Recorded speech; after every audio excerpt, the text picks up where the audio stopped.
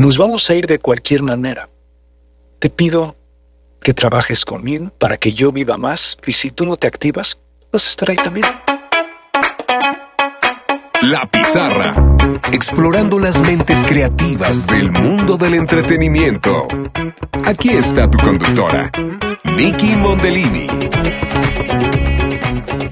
Hola, ¿cómo estás? Yo soy Nikki Mondellini. Bienvenida a un episodio más de La Pizarra. Hoy tenemos la segunda parte de nuestra entrevista con el locutor Chris Smith. Espero que lo disfrutes. Entonces, ¿fue ahí donde decides ya mudarte permanentemente a Estados Unidos? No, fíjate que a partir de la cuenta de Pepsi es cuando termino ya no aspirar a nada respecto a la televisión, no como se hacía entonces. Hoy día tengo cierta curiosidad, pero lo que pasa es que yo tengo también mucha sangre gringa, ¿sí? Literalmente. Entonces, había un empuje, o sea, nazco en Columbus, Ohio, y me crié en la Ciudad de México. Y de hecho, yo empiezo a rechazar a la cultura estadounidense cuando era muy pequeño, porque yo estaba buscando identidad. Tengan presente también los amigos que nos están escuchando, yo vengo de una familia muy locochona, y en el segundo de la 3, y hubo hijos con 5, entonces está uno buscando identidad, ¿no? Sí. Entonces, en ese sentido, pues yo estaba encontrando identidad con México. Ajá. Entonces eso tuvo mucho que ver, y creo que es importante que lo escuchen, porque no todo lo que hablamos aquí es para la locución. Finalmente, al final del día somos seres humanos ejecutando o haciendo, para algunos quieren llamarle arte, yo creo que es una artesanía, pero cada quien sus visiones de lo que hacemos. Yo creo que es una gran artesanía, pero no es arte. Ahora, dicho esto, era una estaban haciendo su granito de arena por salir adelante. Entonces creo que ahí, no quiero expandirme con el tema, pero sí fue poder solventar un deseo interno que era aceptarme y poderlo hacer ante un tema social. Y eso paradójicamente tuvo que ver con mi deseo por empezar a trabajar en la radio, porque era la forma que alguien me escuchaba. ¿Sí? O sea, hay parámetros muy psicológicos en todo esto. Entonces, por un lado estás con el papá, lo estás buscando, es muy, muy famoso, quieres pertenecer a esas partes, luego por otro lado traes tus propios tapujos. Entonces, cuando uno, y aquí es donde creo que le va a venir mucho el caso de las personas que nos escuchan, si quieres ser locutor, maravilloso, porque quieres ser locutor. Ahora, ¿qué significa querer ser locutor? ¿Qué es lo que te está trayendo? Porque muchas veces queremos que nos conozcan, ¿no? Mira qué buena voz tengo. Yo, si me escuchas, no tengo una gran voz, pero la sé usar. Pero mi tema es, ¿qué es lo que estás buscando con esto? Dinero, cuidado, no va a llegar si es lo único que estás buscando, ¿no? Si estás buscando una compaginación de tus talentos para poderte expresar, ya empieza a haber un algo, ¿no? Y como con todos los artistas, que yo dije artesanos hace rato, pero esta parte del artista que quiere ser, todos queremos ser Picasso, bueno, no todos, pero yo sí. Pero, y lo digo porque pues, las locuras de Picasso a mí se me hacen maravillosas, ¿sí? Pero otros querrán ser Miró, y otros querrán ser simplemente algo más tradicional. Pero esta locura que yo puedo traer, tipo, por eso me eché a Picasso, sí trae un deseo de expresión, pero no para que me vean, pero para que se vean los que me ven. Es como un espejo. Entonces, la locución a todo esto tuvo una respuesta, una cuerda de respuesta. Esto se refiere a un libro que se llama The Responsive Chord, de Tony Schwartz, donde evidentemente aquí lo que sucedió es que cuando yo empecé a dar mis locuciones de Pepsi con mucha agresión, se creó obviamente una respuesta que tocó las fibras de muchos de los que me escucharon. Por eso nos gustan las voces o los estilos, porque nos tocan de una manera muy particular. Y cuando esa forma particular abarca a muchas personas es cuando te vuelves popular. ¿Sí? Claro, y así es como funciona. Sí, así es como funciona esto. Entonces, el que quiera ser locutor, bien, pero que sepa por qué lo quiere hacer. También se vale que habrá personas que dicen, solo lo quiero hacer por dinero. Y me consta de esto porque hay una persona muy cercana que decidió ser médico, y cuando se le preguntó en la escuela que por qué quería ser médico, dijo porque quería hacer mucho dinero, y así lo ha hecho. ha sido médico y ha hecho mucho dinero. Ha hecho mucho ¿sí? dinero. Uh-huh. Sí, pero lo tenía claro. Uh-huh. Y bueno, entonces sabía qué onda. No estaba con, no, es que quiero ayudar al mundo y quiero salvar vidas. No, digo, quiero ganar mucho dinero y es lo que hizo. Ya lo tenía muy claro. Bueno, su camino, así es. Su camino. Sí, así es.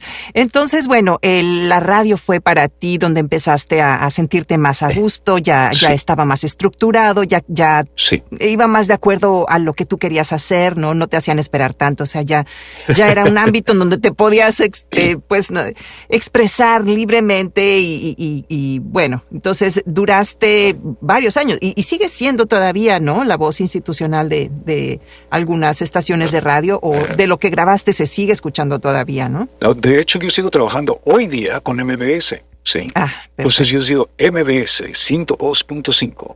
Y es curioso porque MBS es producto de Stereo Rey. Entonces, fíjate, ahí viene otra cosa muy importante, porque mi camiseta original, y la llevo muy bien puesta todavía, por cierto, es Televisa, ¿sí?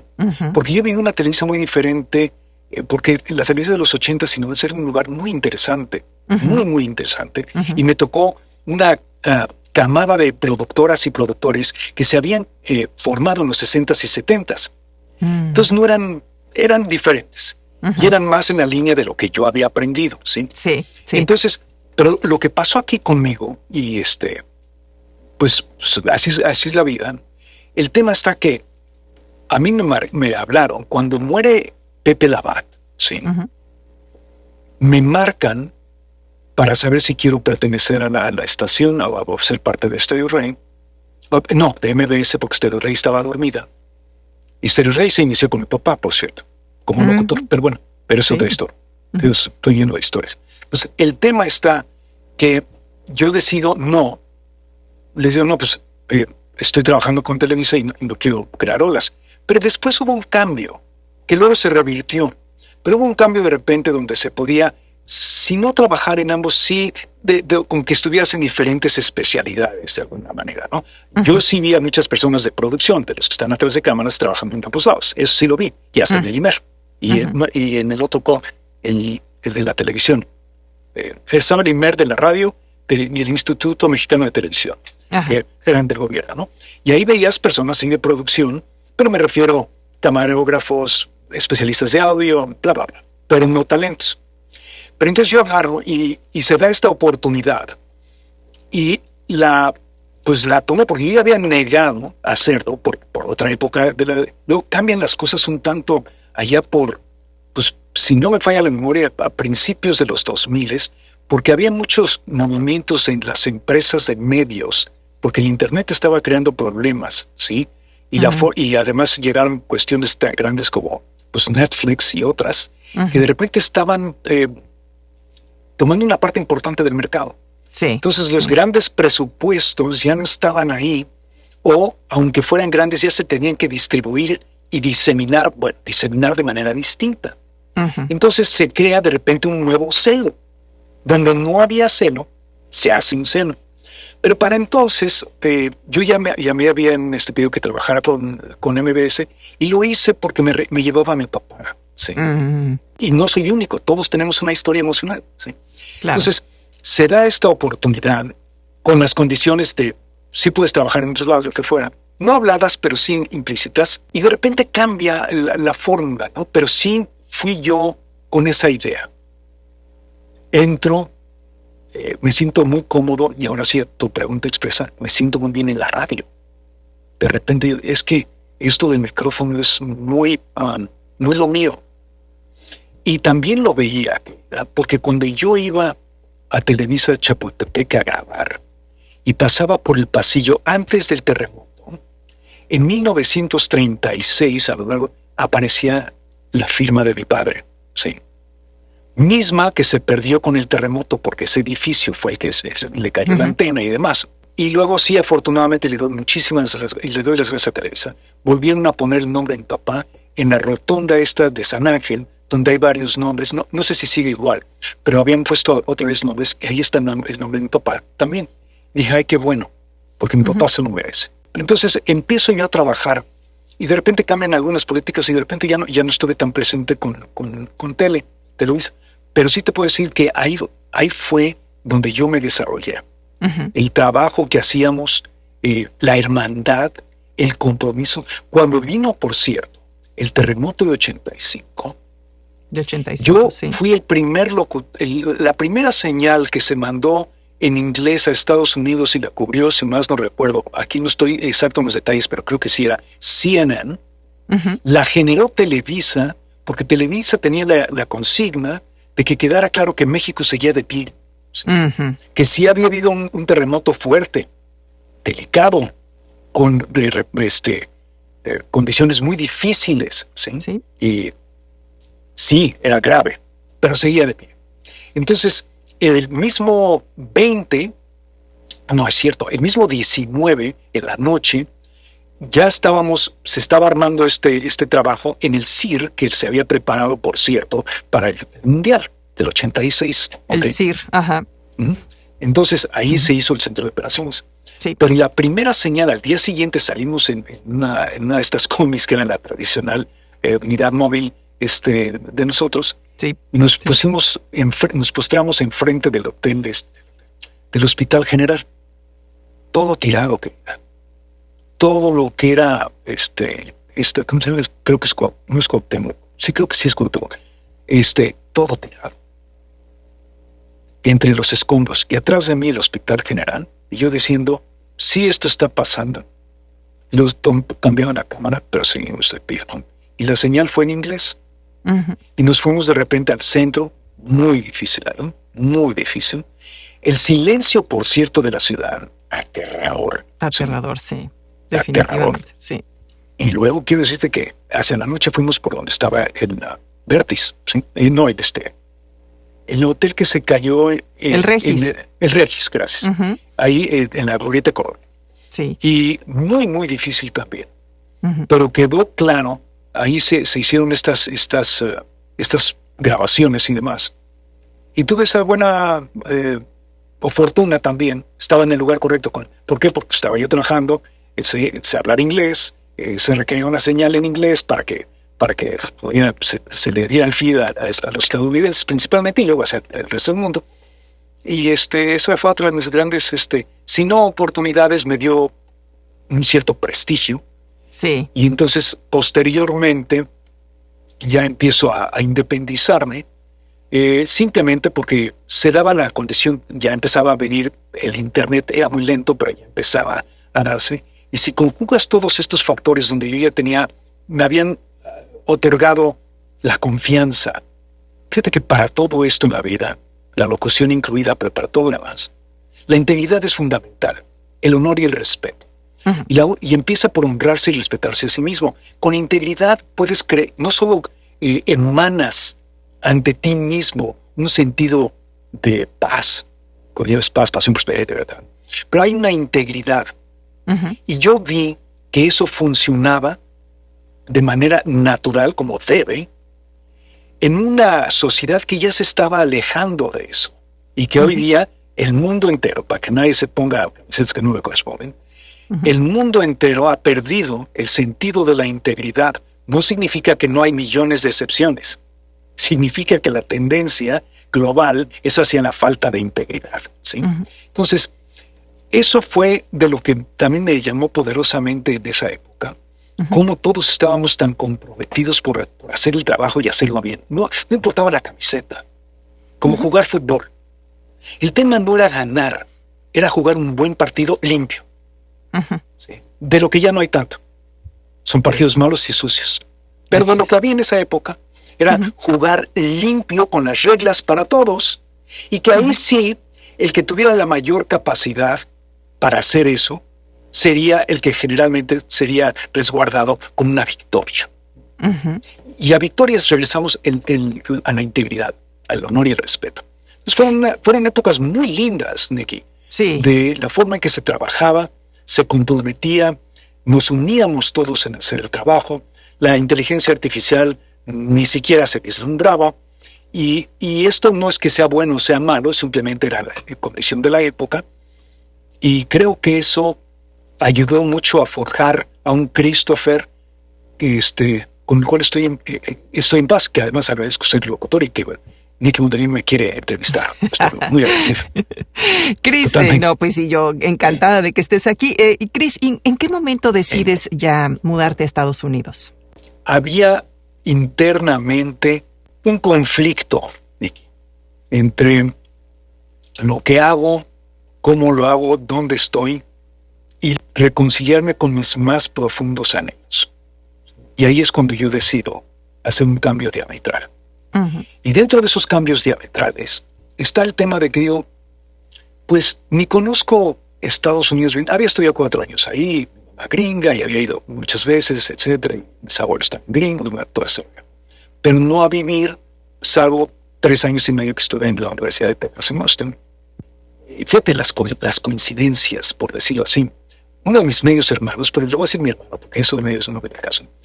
Resulta que pierde su chamba porque Marcos, ¿te acuerdas? En 94, ahí por la zona de Tabasco y todo rollo, se hace un show ahí fuerte, en Chiapas, y entonces pierde su chamba y va con mi mamá, que no es su mamá, y le pide, por favor, que si tiene algún documento de nuestro papá, como un de Larry, o en Larry mío, y mi mamá dice, pues déjame buscar, porque yo puse de tu papá, pues no los he tenido en más de 40 años, ¿no? Entonces déjame ver, a ver si... Y bueno, mi mamá se echó un clavado, a ver documentos, etcétera, y no encontraba nada. Pero luego resulta que encuentro un papelito que tiene ahí el Social Security de papá y demás, y parece ser que es un pago en algún momento. Pero mi punto aquí es que mi mamá dice, oye, cuando viene Larry a los 2 días, porque le habían pedido en la embajada, si me traes este papelito te podemos dar, ya hacemos fe de que tu papá era gringo y entonces, ok. ¿Y cómo ves que el papelito que rescata mi mamá, que ya estaba como pergamino, era el papelito que estaba? Fíjate. Y que le dan la nacionalidad. Entonces, se viene para acá, para Houston. Ajá. Y así es como empieza mi propia saga. Tu entrada en Estados Unidos, bueno, tu decisión es que tu hermano Larry ya estaba viviendo aquí, lo estabas visitando varias veces y tenías muchas ganas de estar aquí, tú también, digo aquí porque yo también vivo en Houston. Y entonces tú dijiste, bueno, voy a armar, que tú ya tenías la capacidad, voy a armar mi estudio. Y entonces empezaste tenías tu cabina, empezaste a armar tu estudio y empezaste a trabajar todavía constantemente, ¿no? Desde acá, desde tu casa. Es correcto.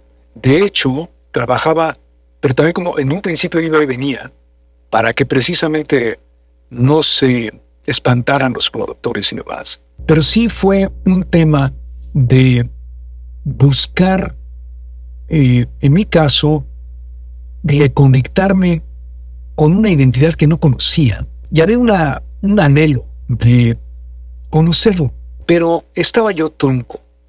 Entonces, mi camino siguiente es desarrollarme como una persona que te inspira a ser tú. No quiero que seas yo ya soy. Parte del tema de lo que hablamos hace rato indirectamente, de por qué tenemos estas necesidades de estar creciendo y demás, es porque no hay un absoluto, no estamos plenos, no hay una plenitud. Ahí empezó un camino muy específico de cuestionarme inclusive la locución, porque pasé de ser una persona que había tenido un gran éxito en la locución y me iba bien y todo, y estoy muy contento, ¿no? Y muy agradecido ante todo, pero había un hueco aquí. Sin embargo, ese vacío, cuando yo ya iba a las grabaciones y ya estaba cambiando mucho el parámetro del que hablamos al principio del programa, y los mismos productores, los mismos clientes, la intencionalidad de las cosas, que cambió de ambición a avaricia. Uh-huh. Yo no aguanto la avaricia. La ambición la tengo. Pero en un momento que me fui a bar, y en esa avaricia me llené, pero estaba vacío. El tema para mí fue, voy a Estados Unidos porque quiero saber más de quién soy, cómo soy, y por qué me atrae ese lugar de tal manera que no lo voy a poder solventar. Y eso ya que me trajo acá. Sin embargo, el cambio repercutió en mi trabajo inmediatamente, casi inmediatamente. Y me iba bien porque iba y venía de México, pero en el mismo cambio, también para los oídos de nuestros amigos más allá de la locución, seguía teniendo un componente de anhelo yo no estaba tocando con el anhelo que traía mi alma, mi corazón. Y el anhelo es la conexión. Y esa conexión empieza con uno mismo. Entonces, como yo había tenido éxito con la locución, yo pensaba que era un locutor, etcétera, pero la conexión era con papá. Uh-huh. Claro, se dieron condiciones pragmáticas muy buenas para llevarme una buena vida, sí, muy agradecido. Pero finalmente seguía esta duda. Y ahí está el esquema del por qué me vine. La búsqueda de la otra parte de mi cultura, uh-huh, que no había podido conectar con ella, simple y sencillamente porque no estaba aquí. Bueno, disculpa si esto parece un poco personal para ti, pero es algo de lo que tú usas para ahora en tu nueva faceta también como conferencista motivacional, inspiracional. A raíz de tu diagnóstico, ¿no? De tu diagnóstico de cáncer, que ahora, gracias a Dios, estás en remisión. Fue un paso muy duro para ti, algo que te confrontó con más cosas todavía, ¿no? Y que te hizo ver las cosas de una manera distinta. ¿Cómo ves ahora eso de la locución? ¿Es para ti todavía más alejado y te está jalando más esto de escribir, ¿no? Porque ya escribiste un libro, estás escribiendo el segundo. ¿Cómo ves ahora que ha cambiado tu enfoque en la vida? No sabes cómo agradezco tu pregunta. Mira, el cáncer es mi amigo. Porque el cáncer que me tocó me ha tratado bien. Otros son fulminantes y son rápidos. Pero al que me dio, que es Non-Hodgkin's lymphoma, también se le conoce por ser muy leve en un principio y luego bien agresivo. En un principio, y creo que esto es lo que puede ser un meollo importante, es que llegué a estar tan amargo con la relación que estaba teniendo para conmigo mismo, hablando un poco de lo que acabamos de hablar, sí, los referentes con lo que estaba yo asociado, la sociedad por un lado, pero también el medio y toda esta banalidad, ¿sí? Y luego ya se había vuelto también hasta como muy, muy salvaje con respecto a lo salvaje. Lo salvaje es lo que es, pero cuando se es salvaje deliberadamente, porque así lo hace el cerebro humano, eso cambia todo. Entonces, para mí fue el cáncer. Yo sé que lo pedí. En un día de terrible furia, enojo, coraje, mira, encabronamiento, ¿sí? Y entonces digo, ya no aguanta la chingada, me quiero morir. Así lo dije, ante mis condiciones, ¿no? No tenía nada, pero ante mis condiciones de mente. Y pues, en unos meses, de repente un día me estaba rasurando y de repente, chihuahua, unas manchas rojas a lo largo de todo mi cuerpo. Rojas, Y qué raro. Y me sentía bien, pues no soy alérgico a nada. Resulta que igual soy alérgico. Así soy a las cefalosporinas, pero es otra historia. Pero entonces, chingada, qué raro. Y que me acuerdo además en ese momento me llevó a una revista que se llama Discover, que era de Time Magazine o de Newsweek Now World. Y había yo leído en 1970 y tantos, seguía yo viviendo con mi mamá en la prepa, que se había identificado que a veces cuando salían manchas rojas de manera espontánea en el cuerpo, que si no era identificada directamente como una alergia, podía ser un problema de cáncer en la sangre. Pues me vino eso 40 años que había... ¿No? Bien rápido. Estoy ahí viéndome al espejo y... No, entré en la negación. Pero me empezaba a sentir cansado. Mal tema. Cansado. Entonces, Lourdes, mi amada, que también es mi esposa, y me dice, pues mira, ya nos toca hacernos los análisis acostumbrados y tú no te los has hecho en 5 años y yo ya sabes, ¿no? Y ahí estoy bien. Perdón. Entonces, ahí voy. ¿Y qué crees? Que ahí me encuentran unos pólipos y resulta que no regresaban los análisis. Esto lo platico porque todo esto que me ha pasado, habrá alguien que diga, y yo te puedo dar algo, ¿no? Y entonces se tardan y eventualmente les marco, porque generalmente te dan el resultado al día siguiente, si todo está bien es en chinga. Luego pasaron 3 días, 4, pasaron unas horas y es como lo que hacer. Pero llega un momento que a la semana sí les marqué. Hemos querido correr sus exámenes nuevamente y queremos una opinión externa a nuestro laboratorio. Ok, pero entonces, ¿vieron algo? No hay bien el lugar. Dice, no es algo con lo que estamos preocupados, pero es algo que es inusual y nada más queremos descartar. Y me dice, pues parece que tiene usted cáncer non-Hodgkins. Entonces, bueno, non-Hodgkins ha de ser bueno. No, es peor. Que la chica. Ok, entonces resulta que es peor que sea non-Hodgkins. Hubiera sido bueno que fuera Hodgkins. Pero bueno, entonces ahí empieza todo.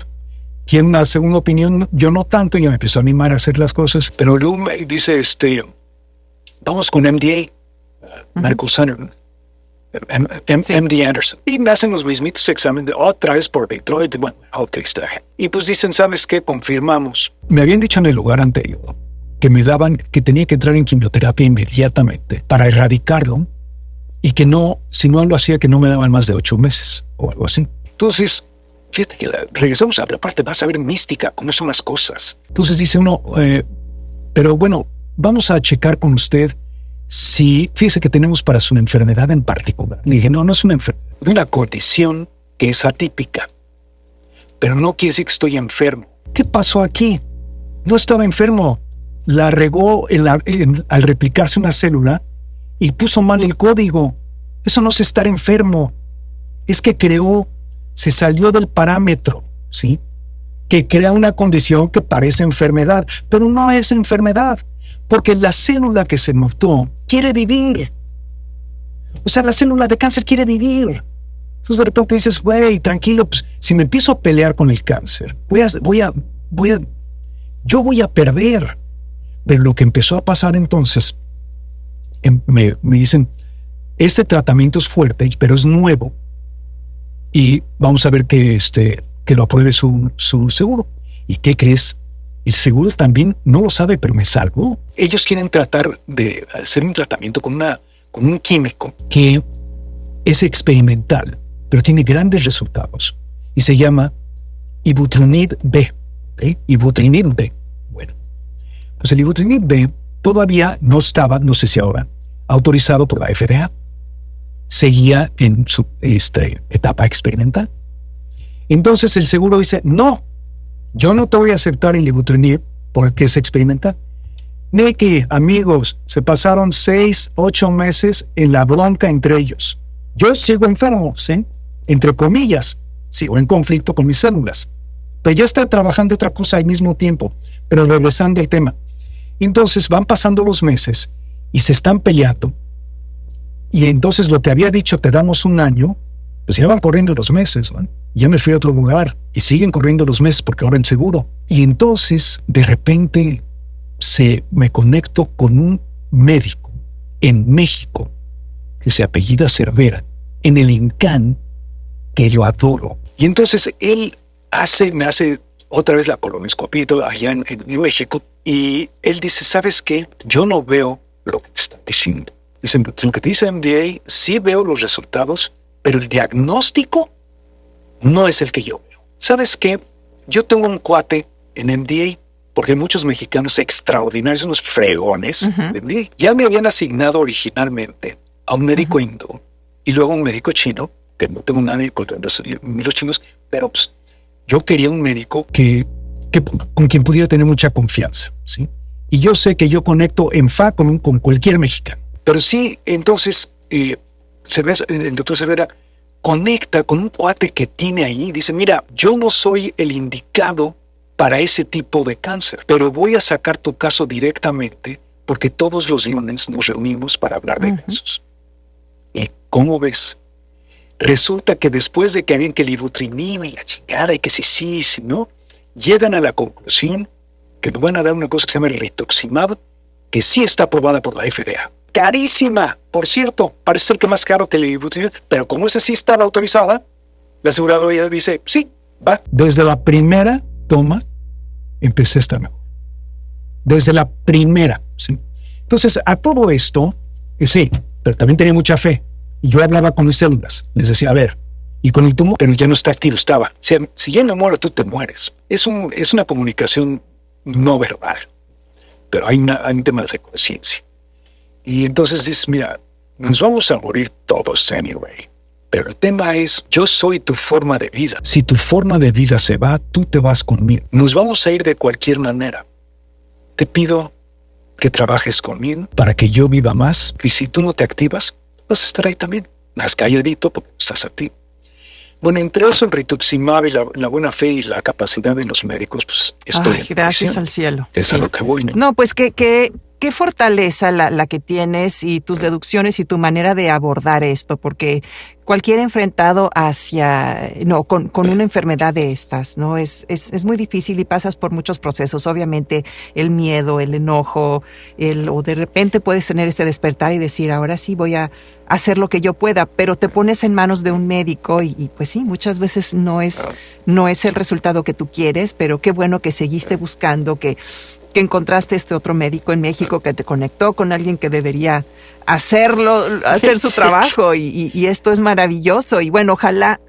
Oye, y la FDA y todo, que se pudo aprobar ese tratamiento y entonces todo esto es algo maravilloso. Y entonces, bueno, ahora sí que no quiero abusar de tu tiempo y también ya nos pasamos un poquito, pero pero bueno, esto ya es lo que te apuntó hacia escribir tu libro, ¿no? Y entonces, ¿estás dando conferencias ahora constantemente o dónde la gente puede encontrar el libro que ya tienes? Muchas gracias. Fíjate que el libro lo terminé antes de estar así. El segundo libro, A Simple Life, ese es el que sigue en proceso. Pero la impresión en sí no ha sido fácil y yo no he estado en la posición económica para, de hecho, hacerlo por mi cuenta. Y sí hay una forma de hacerlo por demanda. O sea, tú vas pidiendo una cierta cantidad de libros. No estoy ahorita muy familiarizado con esto, aunque me había abocado a estudiarlo en inglés. Pero el libro el primero se llama Reino Interior y está en español. Y para mandarlo, se lo mando a las personas. Fíjate que este primer libro, la consigna fue que si te sirve, que lo bajes. Y si te sirve, pues pásame algo. ¿Sí? De lo que me pases, yo voy a dar el 90% a la organización que tú me digas. Y yo solo me voy a quedar 10. O sea que si me pagas 100 pesos, pues me voy a quedar con 10 pesos. Pero con este libro, entonces tú estás como, digamos, propagando la ayuda y el crecimiento de organizaciones, ¿no? Que se dediquen a ayudar a las personas o medios de caridad o algo así. Reino Interior. Uh-huh. Reino Interior es un libro que te invita a pensar diferente respecto a lo que sabes hasta el momento según las creencias habituales que alimentan la sociedad a través de 3 organismos: el Estado, la religión y por supuesto la moral. ¿Sí? La moral siendo más genérico, pero ahí está. Desde la moralidad, que creo que hay una que es muy auspiciosa, hasta las demás que son a su conveniencia y a su modo. Pero, de hecho, esos 3 estatutos son la base de todo el conflicto que tenemos. Primero, ya te dieron un branding, ¿no? Mexicano, alemán, pero ahí te va la segunda, la versión. Mujer u hombre, toda, ¿no? Entonces, nuevo de paquete, pero flamante, 1977, hecho en México, versión mujer. Flamante, hecho en México, versión hombre. O sea, todo es separarnos, o sea, creamos un conflicto de identidad. Entonces, finalmente, ahí está el parámetro de las cosas. Nos lo dicen muy bien las tortugas y otros. Y este libro, entonces, tu intención es hacer esto, es que las personas despierten hacia otra posibilidad de su vida, a sacarle más sentido a las cosas que simplemente estar como el hámster en la rueda, ¿no? Digamos, es como lo Correcto. que opino. Y entonces, si la gente, por ejemplo, te escribe directamente un correo o algo así tú les mandarías el libro y todo esto para hacer... Así perfecto. es. Entonces, ¿puedo yo poner en las notas del programa tu email? Sí. Chris@reinointerior.org. Perfecto. Me lo solicitan y claro, depende siempre de la respuesta en el estricto sentido que, bueno, soy yo solito, no es como que tengo un equipo ahí para mandarlo. Lo voy mandando. Así sí, va a funcionar muy bien, así yo lo voy a poner. Cris, te agradezco muchísimo que hayas estado acá, ha sido maravillosa tu plática, súper interesante, tantas cosas que yo no sabía y de los inicios de tu carrera, así que han sido, sí, he disfrutado esta plática contigo y pues gracias, bueno, Nikki, como último consejo que tú quisieras darle a las personas, ¿no? Que ya nos has dado muchos, ¿verdad? Pero uno... ¿no? Que me gusta a veces decir, ok, si pudieras poner un mensaje en una botella y lanzarlo al mar para que alguien lo encuentre, ¿cuál sería para ti ese mensaje? No te abandones. Y esta es la razón porque es muy sencilla. Esa botella de la que acabas de hablar es porque alguien la aventó al mar buscando que lo recojan, que lo encuentren, ¿sí? Pero no la aventaría si donde está consigo. Entonces finalmente dice ella, deja de buscar. Ahí estás, ya lo tienes, está aquí y ahora. Y me encantó tu ejemplo. Menos mal que lo pude revirar con cierta velocidad. Porque esa botella está al azar de las cosas buscando, es un anhelo. Te encuéntrame. Y yo digo, no estás perdida. Perfecto. Muy bien, muy bonito. Muchas gracias, Cris, por todo. Ay, gracias a ti, Nikki, me quedé callado porque eres Sí, perfecto. Entonces, pues bueno, ya saben, chicos, voy a poner ese link, bueno, el email para que puedan ustedes escribirle directamente a Cris y pedirles el libro si así les interesa. Y pues bueno, muchísimas gracias por todos tus conocimientos y que siga, en fin, esa remisión para que todavía tengas oportunidad de descubrir muchas más cosas y de seguir escribiendo libros. Gracias, Nikki. Y ¿sabes qué? Una cosa que bueno que me acordé, también, porque Reino Interior va de salida. Cris, @1 mundus.org. Hijo, qué bueno que me acordé. Yo lo corrijo entonces, sí, yo lo pongo ahí. Gracias por acompañarnos en La Pizarra. No olvides suscribirte al boletín mensual en nikimondelini.com/La Pizarra. Sintonízate la próxima semana para un nuevo episodio.